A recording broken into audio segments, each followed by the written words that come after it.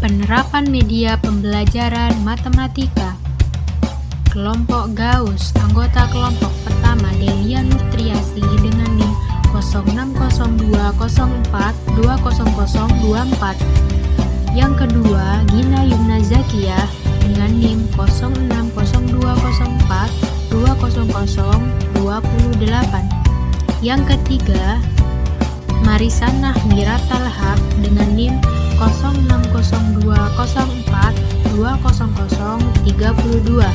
Yang keempat, Rahmatul Lailia Anissa dengan NIM 060204200040. Dan yang kelima adalah Rashda Nurvalita Fauzia dengan NIM 060104200016.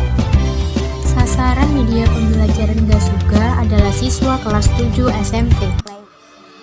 Alat dan bahan yang digunakan adalah lem, pisau, spidol, kertas karton, kertas kalender, penggaris, dan isolasi. Cara membuatnya, check this out.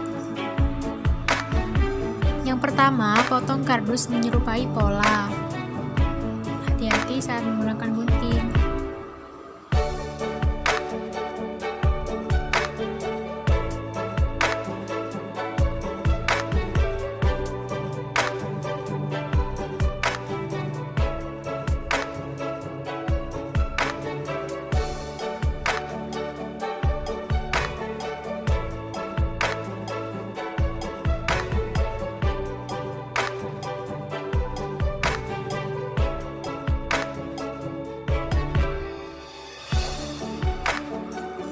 Siapkan kertas karton dan bentuk menyerupai pola kardus yang sudah dibuat. Ukur menggunakan penggaris dan buat pola pada kertas karton, lalu gunting menyerupai pola yang sudah dibuat. Rapikan kertas karton di belakang kardus menggunakan isolasi sebagai perekat.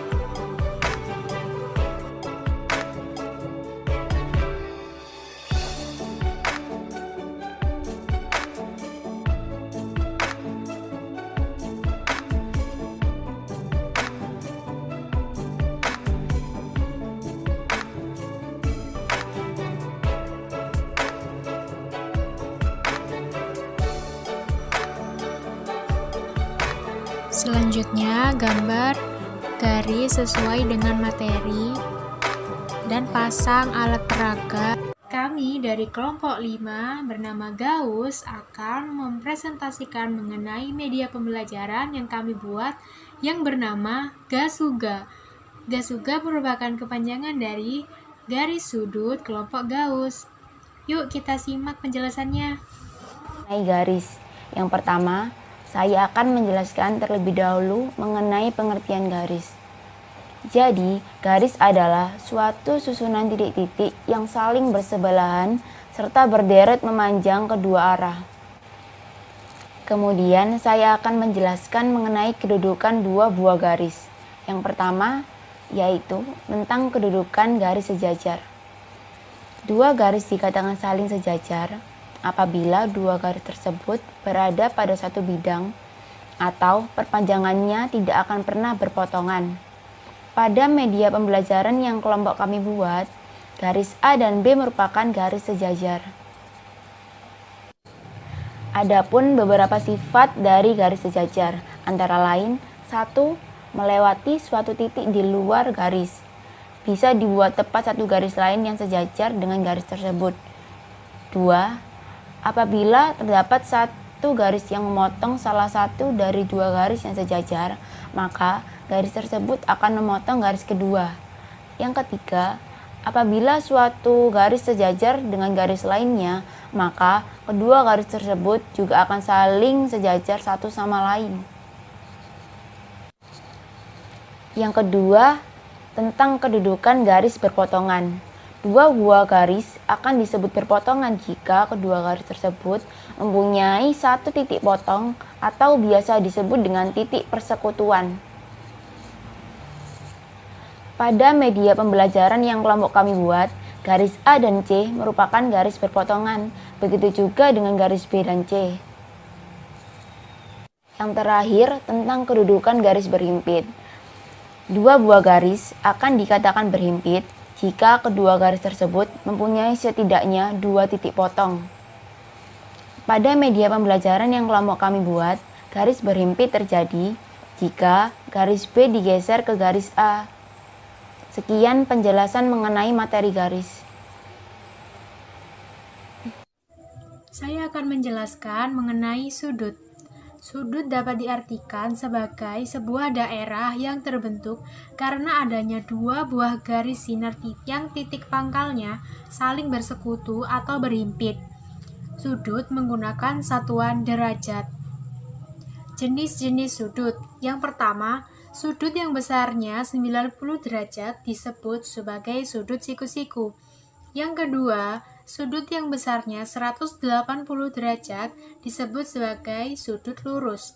Yang ketiga, sudut yang besarnya 0 derajat sampai 90 derajat disebut sebagai sudut lancip. Dan yang terakhir, yang keempat, sudut yang besarnya lebih dari 90 derajat dan kurang dari 180 derajat disebut sebagai sudut tumpul. Hubungan antar sudut dibagi menjadi dua, yaitu yang pertama, sudut berpenyiku, dan yang kedua, sudut berpelurus. Yang pertama, sudut berpenyiku yaitu jika terdapat dua buah sudut yang saling berhimpitan serta membentuk sudut siku-siku, maka sudut yang satu akan menjadi sudut penyiku untuk sudut yang lain, sehingga kedua sudut tersebut disebut sebagai sudut yang saling berhimpitan atau komplement. Jumlah dua buah sudut yang saling berpenyiku atau berkomplement yaitu 90 derajat. Sudut yang satu adalah penyiku dari sudut yang lain. Yang kedua, sudut berpelurus yaitu jika terdapat dua buah sudut yang saling berhimpitan serta saling membentuk sudut lurus, maka sudut yang satu akan menjadi sudut pelurus untuk sudut yang lainnya, sehingga kedua sudut tersebut dapat disebut sebagai sudut yang saling berpelurus atau suplemen. Jumlah dua buah sudut yang saling berpelurus atau bersuplemen yaitu 180 derajat. Sudut yang satu akan berpelurus dari sudut yang lain. Hubungan antar sudut apabila dua garis sejajar. Yang pertama yaitu sudut sehadap. Disebut sehadap karena mereka berada di satu hadapan yang sama. Contohnya yaitu seperti 1 dengan A, 4 dengan D, 2 dengan B, 3 dengan C. Sudut dalam berseberangan. Disebut sudut dalam berseberangan karena posisinya terdapat di bagian dalam dan posisinya saling berseberangan. Contohnya yaitu 3 dengan A, 4 dengan B. Sudut luar berseberangan. Disebut sudut luar berseberangan karena sudutnya terletak di bagian luar dan posisinya berseberangan. Contohnya yaitu 1 dengan C, 2 dengan D.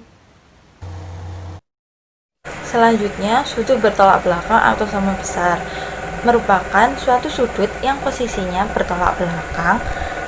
Dalam gambar di atas, sudut yang bertolak belakang yaitu yang pertama sudut 1 sama dengan sudut 3, yang kedua sudut 2 sama dengan sudut 4, yang ketiga sudut A sama dengan sudut C, yang keempat sudut B sama dengan sudut D.